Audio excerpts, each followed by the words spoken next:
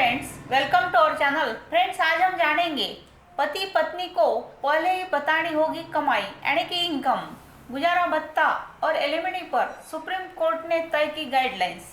Friends, video अंत तक देखें, लाइक कमेंट शेयर कीजिए और सब्सक्राइब करना न भूलिए।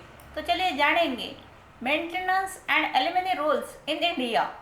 दोनों पार्टियों को इनकम खर्च के अलावा जीवन यापन के स्टैंडर्ड के बारे में दस्तावेज देना होगा ताकि उस हिसाब से स्थायी एलिमनी तय हो।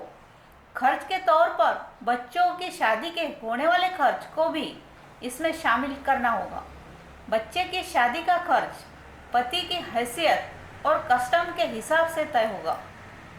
हाइलाइट्स जानेंगे। वैवाहिक विवाद में पक्षकारों को बताना होगा अपनी संपत्ति और देनदारी का ब्यौरा।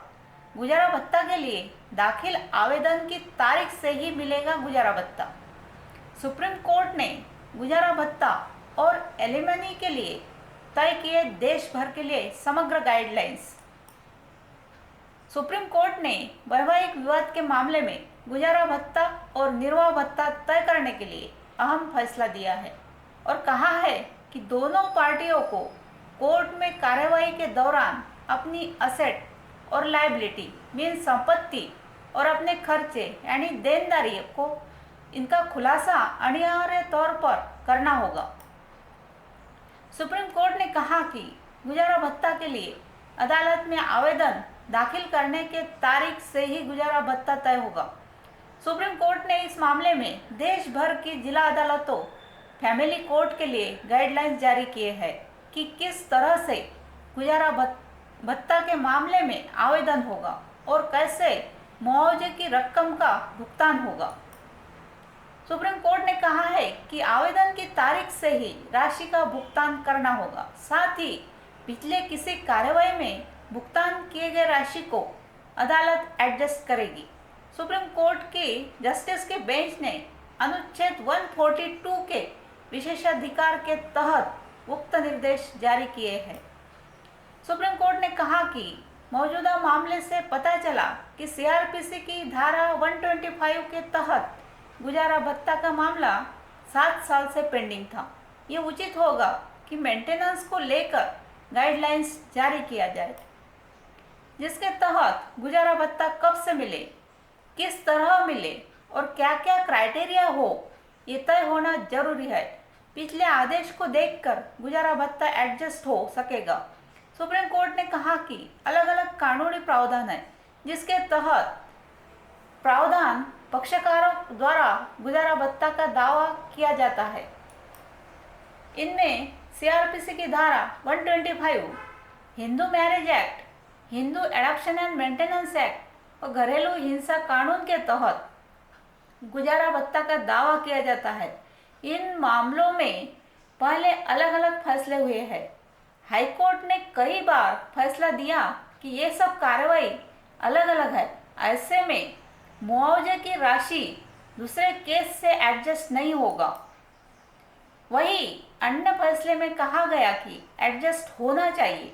सुप्रीम कोर्ट ने कहा कि इस तरह के विरोधाभास को खत्म करने के लिए हम निर्देश जारी करते हैं कि जब भी मामले में गुजारा भत्ता के लिए अर्जी दाखिल किया जाए तो पहले की कार्रवाई के बारे में खुलासा किया जाए और तब कोर्ट पिछले गुजारा भत्ता या आदेश को देखकर अपने फैसले में विचार करेगी और एडजस्ट कर सकती है। गुजारा भत्ता में अपनी संपत्ति और देनदारी का खुलासा अनिवार्य और निपटारा 6 महीने में हिंदू मैरिज एक्ट या फिर सीआरपीसी के तहत महिला पति से अंतरिम गुजारा भत्ता की मांग करती है। हम देखते हैं कि कई मामले सालों कोर्ट में रहते हैं। ऐसे में जरूरी है कि इन मामलों को स्ट्रीमलाइन किया जाए। कई बार महिला हाउसवाइफ होती है और कानूनी लड़ाई वह अपने रिश्तेदारों से उधार लेकर लड़ती है। ऐसे में दोनों पार्टियों को अपनी संपत्ति और देनदारी का ब्यौरा कोर्ट में देना होगा। अदालत ने कहा कि फैमिली कोर्ट में आवेदन के साथ साथ दोनों पार्टियों को अपनी संपत्ति और देनदारी का ब्यौरा देना अनिवार्य होगा। पत्नी की गुजारा भत्ता की अर्जी पर जब पति जवाब देगा तो वह 4 हफ्ते में जवाब देगा और हलफनामे में संपत्ति और देनदारी यानी खर्च का ब्यौरा देगा। कोर्ट उसे 2 मौका देगी।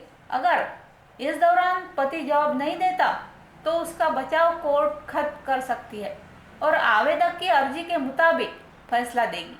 सुनवाई के दौरान अगर वित्तीय स्थिति में पार्टियों के बदलाव हुए तो दोबारा हलफनामा देना होगा। कोर्ट में कोई भी गलत जानकारी देने पर, गलत बयान के मामले में उक्त पार्टी पर मुकदमा चलेगा और साथ ही कंटेम्प्ट ऑफ कोर्ट का केस अलग से चलेगा। अंतरिम गुजारा भत्ता का आदेश हलफनामा दायर करने के 4 से 6 महीने के भीतर होगा। गुजारा भत्ता का आकलन कैसे होगा, इसके लिए कोई स्ट्रैटेजिक फार्मूला नहीं। सुप्रीम कोर्ट ने कहा कि इसके लिए कोई स्ट्रैटेजिक फार्मूला नहीं है कि कैसे गुजारा भत्ता तय होगा। ये पार्टियों के स्टेटस पर निर्भर है। साथ ही पत्नी की ज़रूरत, बच्चों की पढ़ाई, पत्नी प्रोफेशनल तरीके से पढ़ी है या नहीं, उसकी आमदनी क्या है, क्या उसकी आमदनी से जीवन निर्वाह हो सकता है, क्या शादी से पहले से नौकरी थी, क्या शादी के दौरान नौकरी में थी या नॉन वर्किंग है, इन तमाम बिंदुओं को देखना होगा।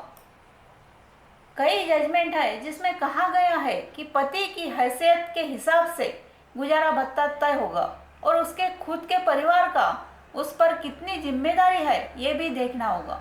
सुप्रीम कोर्ट ने कहा कि इस मामले में केयरफुल बैलेंस की ज़रूरत है। पति की वित्तीय स्थिति, पत्नी का ससुराल में स्टैंडर्ड ऑफ लिविंग क्या था, इसे देखना होगा। बच्चों की पढ़ाई, उसके खर्चे, दोनों पक्षकारों की नौकरी और उम्र को भी देखना होगा। कई फैसले में कहा गया है कि पत्नी की नौकरी गुजारा भत्ता देने के मामले में बार नहीं है। सुप्रीम कोर्ट ने कहा कि फैमिली कोर्ट उक्त तमाम तथ्यों और परिस्थितियों को देखकर आदेश पारित करेगा। आदेश का पालन नहीं करने पर होगा contempt of court. Supreme court ने साफ किया है कि जिस तारीख से गुजारा भत्ता के लिए आवेदन दाखिल किया जाएगा उसी तारीख के हिसाब से गुजारा भत्ता तय होगा। अदालत ने कहा कि मेंटेनेंस और एलिमनी का जो भी आदेश होगा उसे पालन करना सुनिश्चित करना होगा और आदेश का पालन नहीं होने की स्थिति में आदेश का उल्लंघन करने वाले के खिलाफ कंटेम्प्ट ऑफ कोर्ट होगा। क्या था मामला? सुप्रीम कोर्ट ने महाराष्ट्र के एक मामले में निचली अदालत और बॉम्बे हाई कोर्ट के फैसले को सही ठहराया, जिसमें पति को निर्देश दिया गया था कि वह पत्नी को 15,000 रुपये प्रति महीने और बच्चे को 10,000 रुपये प्रति महीने गुजारा भत्ता का भुगतान करे। इस मामले में अंतरिम गुजारा भत्ता का मामला 7 साल से पेंडिंग था। सुप्रीम कोर्ट में महिला के पति ने हाई कोर्ट के फैसले को चुनौती दी थी। सुप्रीम कोर्ट ने इसी मामले की सुनवाई के दौरान उक्त गाइडलाइन जारी किए हैं। सुप्रीम कोर्ट ने पिछले साल 1 सितंबर को गोपाल शंकर नारायणन और अनीता सोनाई को कोर्ट सलाहकार बनाया गया था। Thank you friends.